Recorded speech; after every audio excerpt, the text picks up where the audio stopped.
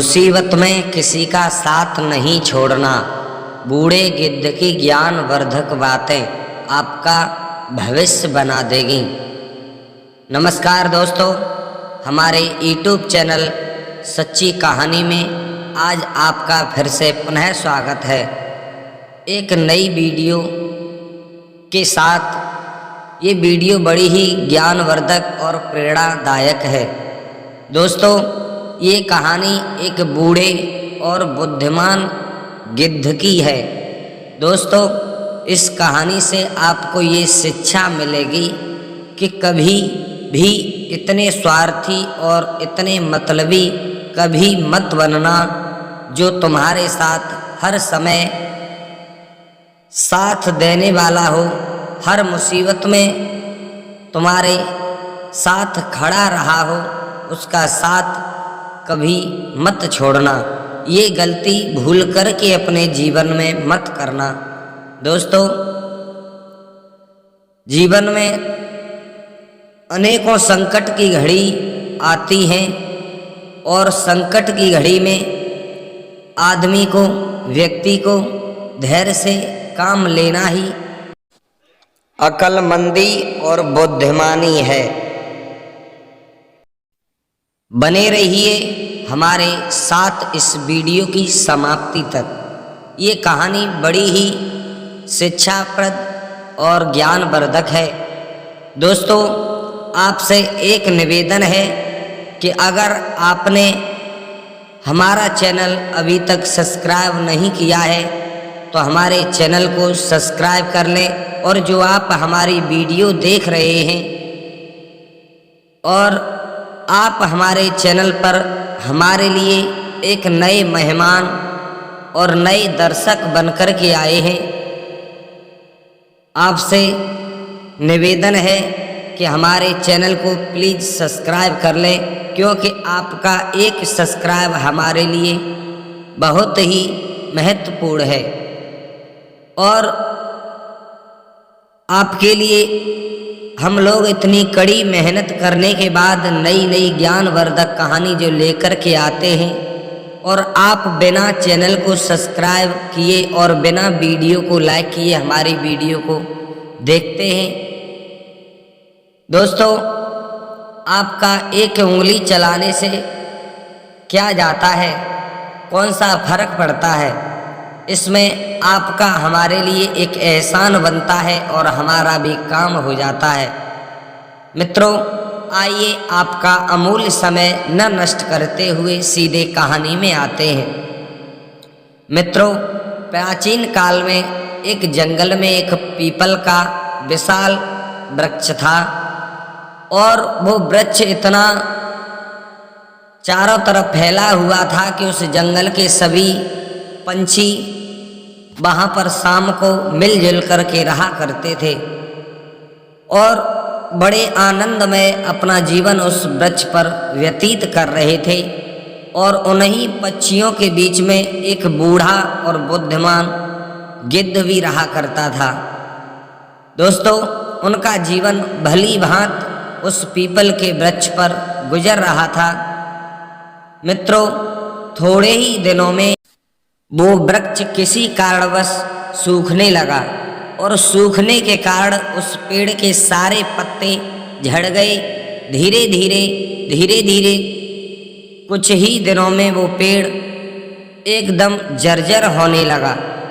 दीमक ने उस पेड़ की टहनियों को इतना कमज़ोर कर दिया जो अपने आप चटक करके टूट जाती थी।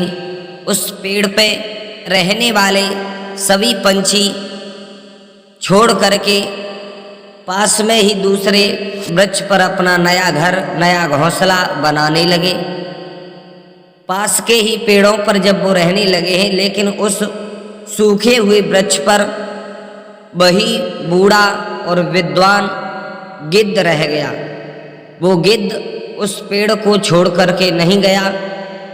जंगल में सभी पक्षी उस पेड़ को छोड़ करके चले गए, लेकिन बूढ़े गिद्ध उस सूखे पेड़ पर रहते हुए काफी दिन हो गए।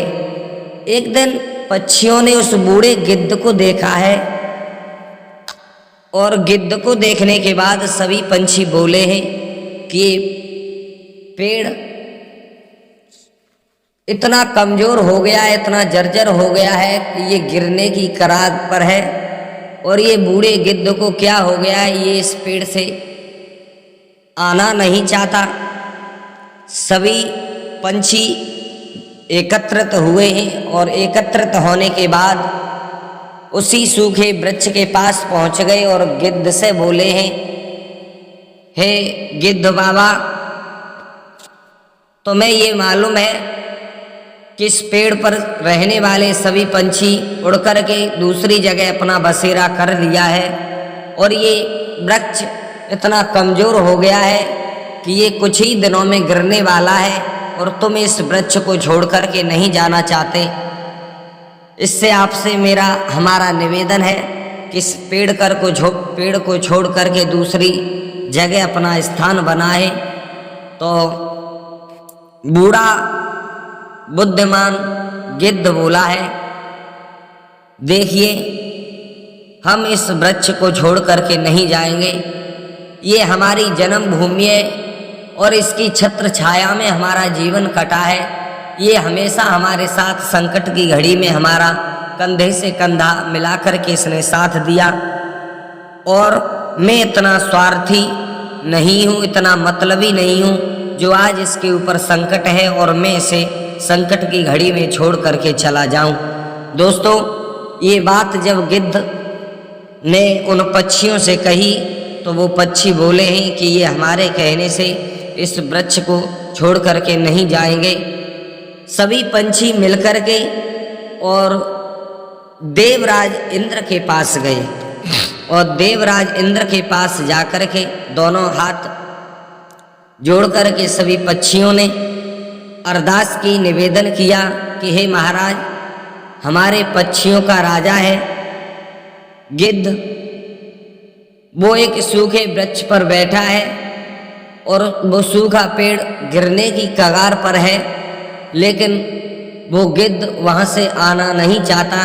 किसी भी तरह से आप हमारे साथ चलें और उस गिद्ध को समझाएं ताकि उस पेड़ को छोड़ करके दूसरी जगह अपना बसेरा करें। वो पेड़ कुछ ही दिनों में गिरने वाला है। जब इंद्रदेव से सभी पंछी ने निवेदन किया है तो इंद्रदेव उन पंछियों के बात सुनने के बाद उन पक्षियों के साथ वहाँ आए जहाँ पर वो सूखा वृक्ष खड़ा हुआ था और सूखे वृक्ष पर जहाँ गिद्ध बैठा हुआ था। तो इंद्रदेव ने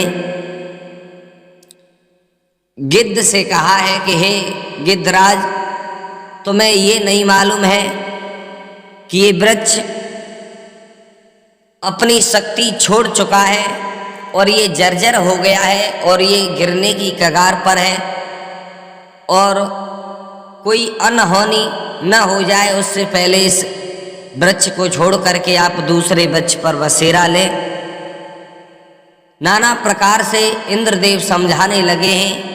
काफी देर हो गई तब गिद्धराज इंद्रदेव से बोले हैं, इंद्रदेव, आपकी बात यहाँ पर खत्म होती है, अब हमारी बात सुन लीजिए। तो बूढ़े और बुद्धिमान गिद्ध ने अपनी बुद्धिमानी से इंद्रदेव से बड़े कोमल और मीठे स्वर में जवाब दिया, देखिए इंद्रदेव, तुम्हें इस बात का मालूम नहीं है कि जिस पेड़ की छत्र छाया में हमारा पालन पोषण हुआ और हमारा जन्म हुआ और हम पल भर के बड़े हुए हैं, और सीधी सी बात है आप ये कह रहे हो कि हम यहाँ से चले जाएं। इंद्रदेव, तुम्हें ये बात नहीं मालूम है इस वृक्ष ने हमारे लिए क्या नहीं किया। हर वक्त हमारे साथ कंधे से कंधा मिलाकर के इसने हमारा साथ दिया, शत्रुओं से हमारी रक्षा की, हर संकट से हमें बचाया। और आज इस वृक्ष पर जब संकट आया तो हम इसका साथ न देने के बजाय इसका साथ छोड़ करके चले जाएं तो इसे कितना बड़ा दुख होगा, इसके दिल पे क्या गुजरेगी। वैसे भी ये आफत का मारा है और उसके साथ आप कुछ कर न सको तो उसका साथ तो मत छोड़ो। इसलिए इंद्रदेव मुझे नहीं जाना, यहीं मेरा जन्म हुआ, यहीं मैंने जन्म लिया, तो यहीं मुझे मरना है। मैं इस वृक्ष को छोड़ करके नहीं जाऊंगा। करुणामयी वचन सुनने के बाद इंद्रदेव की आंखें भर आईं और इंद्रदेव गिद्धराज की बात सुनकर के पहले तो बहुत हर्षित हुए, फिर खुश होकर के बोले हैं, हे गिद्धराज, मैं आज तुम्हें मान गया, आप वास्तव में बुद्धिमान हो। ये तुमने बात की है, ये बात सार्वभौमिक सत्य है। अगर किसी के ऊपर संकट हो, उस संकट की घड़ी में कभी किसी का साथ नहीं छोड़ना चाहिए। इंद्रदेव कहने लगे, हे गिद्धराज, हम आपकी इन बातों से बड़े खुश हैं, बड़े सहमत हैं और आप हमसे कुछ मांग लीजिए। जब इंद्रदेव ने गिद्ध से मांगने के लिए कहा तो गिद्ध ने इंद्रदेव से कितनी सुंदर बात कही कि हे इंद्रदेव, मुझे तो आपसे कुछ नहीं चाहिए, अगर तुम्हें देना है तो ये वृक्ष सूख गया है किसी कारणवश, तो इसे फिर से हरा भरा कर दो। और जब ये हरा भरा हो जाएगा, जब आप इसका भला करोगे तो हमारा भला इसके साथ हो जाएगा। मित्रों, कभी ये मत सोचो कि सब कुछ अपने लिए ही मांगो। किसी से कुछ मांगो तो ऐसा मांगो जिससे अपना भी भला हो और साथ में दूसरों का भी भला हो। इसीलिए किसी ने खूब शब्दों में ये कहा है कि कर भला तो हो भला, कर भला तो हो भला, गर तू भला तो जग भला। और इन्हीं वचनों के साथ गोस्वामी तुलसीदास महात्मा ने बहुत सुंदर चौपाई में भी कहा है कि परहित सरस धर्म नय भाई, पर पीड़ा सम नाय अधमाई। पराए हित में साथ देना, पराए काम में आना, इससे बड़ा कोई धर्म नहीं होता। और बिना मतलब के किसी की आत्मा को कष्ट देना, दुख देना, इससे बड़ा कोई पाप नहीं होता। लगा सको तो बाग लगाओ, आग लगाना ना सीखो, मिटा सको तो अभिमान मिटाओ, पर मान मिटाना ना सीखो। यदि कमा सको तो धर्म कमाओ, पाप कमाना ना सीखो। दोस्तों, इसी के साथ हमारी ये कहानी समाप्ति की ओर है और आपसे निवेदन है, ये बड़ी ही ज्ञानवर्धक कहानी आप लोगों के बीच में जो हमने सुनाई, आपसे चलते चलते ये निवेदन है कि हमारे चैनल को सब्सक्राइब कर लें, क्योंकि आपका एक सब्सक्राइब हमारे लिए बहुत अहमियत रखता है। दोस्तों, मिलते हैं इसी के साथ अगली और एक नई वीडियो के साथ। धन्यवाद।